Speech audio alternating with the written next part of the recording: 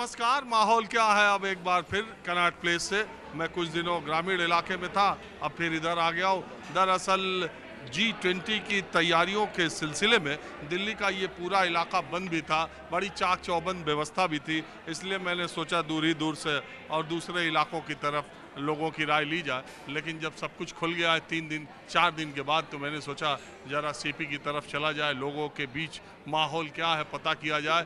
G20 सम्मेलन भारत ने बहुत ही शानदार मेजबानी करके पूरी दुनिया में एक सुर्खियां बटोरी और इसकी वजह से सारे भारतीयों का गर्व से सीना ऊंचा हुआ है। और G20 की मेजबानी के लिए सारे देशवासियों को, प्रधानमंत्री को और उनकी सरकार को न्यूज़ 24 की तरफ से बधाई।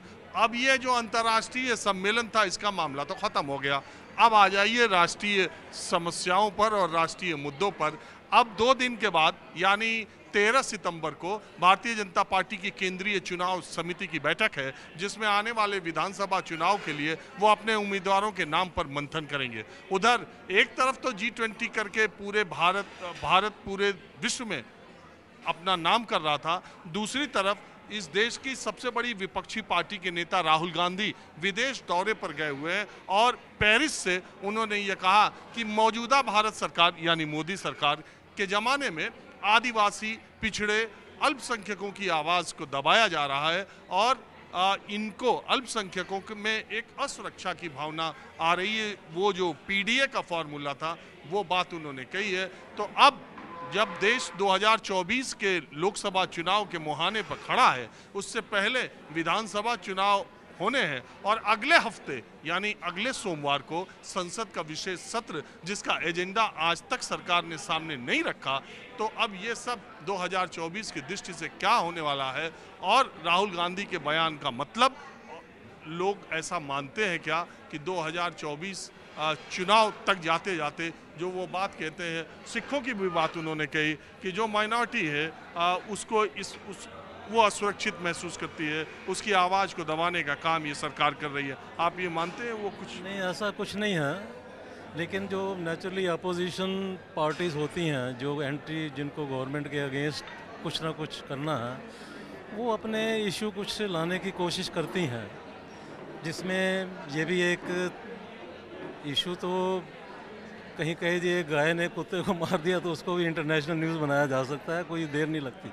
आज वक्त वैसा है, ऐसा कोई इशू नहीं है जो आपने मेरे से सवाल किया। लेकिन उनको अपोजिशन है, करते हैं। बात उन्होंने ये भी कही कि जब हमने अपने विपक्षी गठबंधन का नाम इंडिया रख दिया, तब उनको दिक्कत हो गई हमारे नाम से और वो इंडिया नाम ही। मुझे याद है कुछ टाइम पहले आपसे बात हुई थी मेरी, तो उन दिनों शायद यही इशू शुरू हुआ था। 1-2 दिन पहले ही नाम रखा था और वो चीज़ सामने आई है। देख रहे हैं, सब देख रहे हैं कि इंडिया के नाम से उनको डिफरेंट उनके निकले हैं शब्द कि ये ईस्ट इंडिया कंपनी है, तो ये इंडिया, वो इंडिया। लेकिन ये अच्छा नहीं है। ऐसे इंडिया एक कंट्री का, हमारे देश का नाम है, उसको उसके साथ जोड़ के कंट्री को थोड़ी बदनामी की तरफ नाम के कारण ले जाना अच्छा नहीं है। नहीं, ये जो सरकार को दिक्कत हुई इंडिया नाम से, लगता है इनके हुई, इसके कारण हुआ है। ये साफ सामने आ गई हैं चीज़ें, जो लग रहा था। इसका ये फ़ायदा लेने की कोशिश मैंने उस दिन भी कहा था और वो लग रहा है।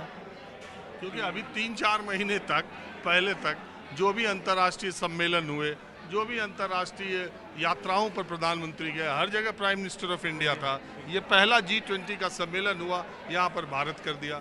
तो लोग ये कह रहे हैं कि वो इंडिया रख दिया, इससे इनको बेचैनी हो गई। बिल्कुल। अभी ये जो इनविटेशन था प्रेसिडेंट का, तो राष्ट्रपति प्रेसिडेंट ऑफ भारत, तो यहाँ से ये चीज़ें आई हैं सामने एंड एवरीबॉडी इज सीइंग। हर आदमी देख रहा है। अब कोई माने ना माने, हर एक के अपने तरीके होते हैं। एक बात बताइए, इंडिया नाम रख देने से एक मनोवैज्ञानिक बढ़त तो हो सकती है, लेकिन आपको ये लगता है कि इससे जनता में रुझान भी उसी तरह का आ रहा है? ये कुछ कह नहीं सकते, अभी नहीं कह सकते कुछ। अभी इलेक्शन हुए हैं, स्टेट के 7 सीटों के इलेक्शन हुए हैं असेंबली के। अब उसमें लिया है इन्होंने, 4 सीटें जीते हैं, तो कुछ कहना मुश्किल है। अभी ना कुछ कह नहीं सकते क्या इसका असर होगा। अच्छा, ये बाई इलेक्शन की बात कर रहे हैं? बाई इलेक्शन बाई इलेक्शन में जिसकी गवर्नमेंट थी उसने चुनाव जीता। सिर्फ 2 जगह ऐसा हुआ, एक केरला में कि वामपंथियों की सरकार है वहाँ कांग्रेस जीती, वो इसलिए कि ओमन चांडी जो बहुत लोकप्रिय नेता थे और उनके निधन से सीट खाली हुई थी और उनके बेटे ने वहाँ से चुनाव लड़ा। जो घोसी उत्तर प्रदेश है वो ज़्यादा चर्चा में आ गया क्योंकि बीजेपी की सरकार है और समाजवादी पार्टी वाले ने करीब 42-43 हज़ार वोटों से जीत हासिल कर ली। यही यही बात है। तो ये इनके अब लोग उस घोसी सीट का कोई दिल्ली में चर्चा है? ऐसा कुछ नहीं है, हो गया जो थोड़ा बहुत ही है कि ऐसी मुझे नहीं लगता, मैंने नहीं किसी से कोई सुना ऐसा, लेकिन इसका इम्पैक्ट तो पड़ा है। अब कुछ चीज़ें फ्यूचर में पता लगती हैं